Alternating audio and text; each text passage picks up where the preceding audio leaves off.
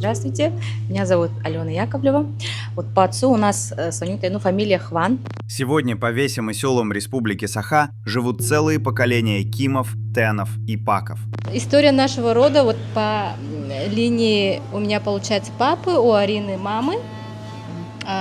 Дедушка у нас приехал из Северной Кореи. Массовое переселение корейцев в Саха началось еще в 1870-х годах. Ну а настоящий поток пришел после русско-японской войны 1905 года. Люди бежали в поисках лучшей жизни, и они ее нашли на землях Саха. Однако сталинские репрессии 30-х годов все разрушили. У нас не сохранились ни фотографии, ни документы, потому что вот моя прабабушка, когда началась репрессия, она очень сильно испугалась, что его будут искать, и какие-то к нему, карательные меры будут применены. Она в один день все собрала, все документы, фотографии и все сожгла. До недавних пор в республике жили 1500 корейцев.